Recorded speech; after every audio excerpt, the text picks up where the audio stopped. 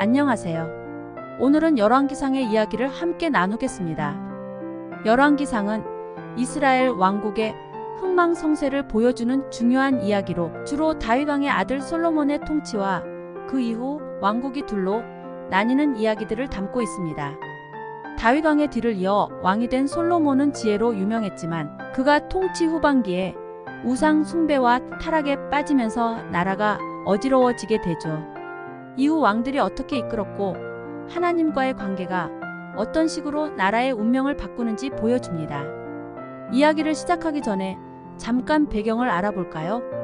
열왕기상은 다윗 왕이 나이가 들어 왕위에서 물러나며 시작됩니다. 솔로몬 왕 이후 나라가 이스라엘과 유다로 나뉘면서 서로 다른 왕국의 역사가 동시에 전개되죠. 여기에는 우리가 잘 아는 유명한 왕들뿐 아니라 예언자 엘리야와 같은 하나님의 선지자들도 등장해 하나님이 왕국을 어떻게 이끄시는지 또 왜 경고하시는지를 보여줍니다. 자, 이제 이야기의 첫 부분부터 본격적으로 들어가 보겠습니다. 1. 다윗 왕의 마지막과 솔로몬의 등극. 다윗이 나이가 들어 병약해지자 다윗의 아들 아도니아가 스스로 왕이 되겠다고 나섭니다. 그런데 나단 선지자와 다윗의 아내 밧세바가 이 사실을 알고 다윗에게 솔로몬이 왕이 되어야 한다고 상기시키죠. 다윗은 결국 솔로몬에게 기름을 부어 왕으로 삼고 아도니아의 계획은 무산됩니다. 이로써 솔로몬이 왕위에 오르게 됩니다. 솔로몬이 왕이 된 후 하나님께 제사를 드리러 가서 하나님, 제게 지혜를 주셔서 이 백성을 잘 다스리게 해주세요 라고 간구하죠. 하나님은 솔로몬의 겸손한 기도를 기뻐하시고 지혜뿐 아니라 부와 명예까지 약속하십니다. 이 지혜 덕분에 솔로몬은 전례 없이 강력한 지도자가 되고 백성들은 그의 공정한 판결을 신뢰하게 됩니다. 여기서 유명한 이야기가 하나 있죠. 바로 솔로몬의 아기 재판입니다.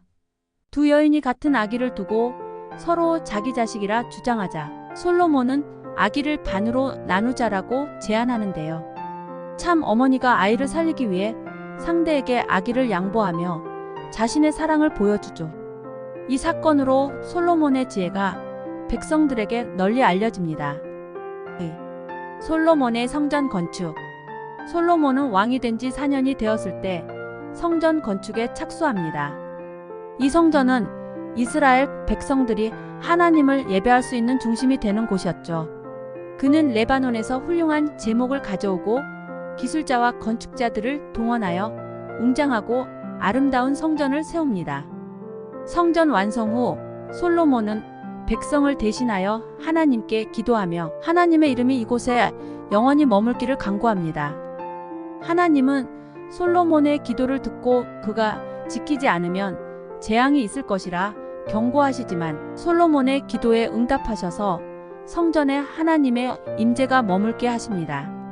이 성전은 솔로몬의 지혜와 부의 상징이자 이스라엘의 자랑이었지만 그의 인생이 순탄하게 이어지지는 않습니다. 3. 솔로몬의 타락과 왕국의 분열. 솔로몬은 후반에 많은 외국 여인들을 아내로 맞이하면서 마음이 하나님에게서 멀어지게 됩니다. 이방 왕들과의 동맹을 위해 여러 나라의 공주들과 결혼하고 그들이 섬기는 우상에게 제사를 드리기 시작합니다. 이로 인해 하나님은 진노하시고 솔로몬에게 너의 후손에게서 나라를 빼앗겠다라고 경고하십니다. 솔로몬이 죽고 그의 아들 르호보암이 왕이 되었을 때 백성들은 무거운 세금을 줄여달라고 요청하지만 르호보암은 이를 무시하고 오히려 더 무거운 짐을 지우려 합니다. 이로 인해 10지파가 반란을 일으키며 북쪽에 이스라엘 왕국을 세우고 남쪽에는 유다 왕국이 남게 됩니다. 이렇게 나라가 둘로 나뉘면서 혼란이 가중됩니다. 4. 북이스라엘과 남유다의 초기 왕들. 이제 이스라엘과 유다는 각기 다른 왕국으로서 다른 길을 걷기 시작합니다. 북쪽 이스라엘의 첫 왕은 여로보암으로 그는 백성이 예루살렘으로 성전, 예배를 가지 못하게 하기 위해 금송아지를 만들어 백성들이 우상 숭배에 빠지게 합니다. 남쪽 유다는 다윗의 혈통을 이어가며 예루살렘 성전을 중심으로 하나님을 섬기려 하지만 북이스라엘의 왕들은 점점 더 우상 숭배에 빠져들며 하나님께 멀어집니다. 5. 엘리야 선지자와 아합 왕. 여기서 북이스라엘의 악명 높은 아합 왕과 그의 아내 이세벨이 등장합니다.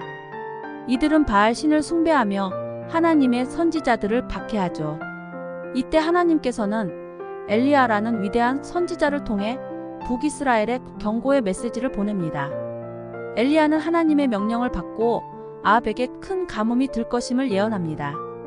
가뭄이 몇 년간 지속되며 백성들이 큰 고통을 겪자 엘리야는 아합과 바알의 제사장들과 대결하여 하나님만이 참신임을 보여줍니다. 갈멜산에서 엘리야는 하나님께 기도해 하늘에서 불이 내려오게 하여 바알이 신이 아님을 백성들 앞에 증명하죠. 엘리야는 하나님의 권능으로 수많은 기적을 일으키며 백성들에게 회개의 길을 외칩니다. 그러나 이세벨은 끝까지 엘리야를 죽이려 하고 그는 목숨을 구하기 위해 도망치기도 합니다. 하나님은 엘리야를 보호하시고 그에게 또 다른 선지자 엘리사를 준비시키며 하나님의 말씀을 이스라엘에 계속 전하도록 합니다.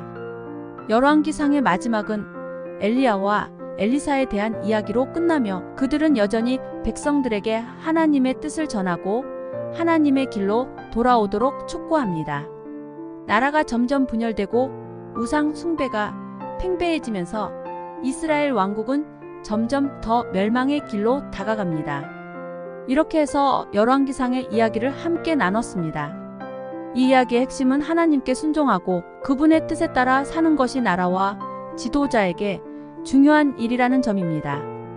하나님은 왕과 백성이 하나님을 떠나면 그에 따른 결과가 있음을 분명히 경고하십니다. 추천 구절. 열왕기상 3장 9절. 누가 주의 이 많은 백성을 재판할 수 있으리까? 듣는 마음을 종에게 주사. 솔로몬이 하나님께 지혜를 구하는 구절로 그의 겸손함과 백성을 위한 마음을 보여줍니다. 열왕기상 8장 23절. 하늘에나 땅에나 주와 같은 신이 없나이다. 솔로몬이 성전을 봉헌하며 하나님께 드린 기도로 하나님의 유일하심과 영광을 찬양하는 마음을 담고 있습니다. 열왕기상 18장 39절. 온 백성이 보고 엎드려 말하되 여호와 그는 하나님이시로다. 여호와 그는 하나님이시로다.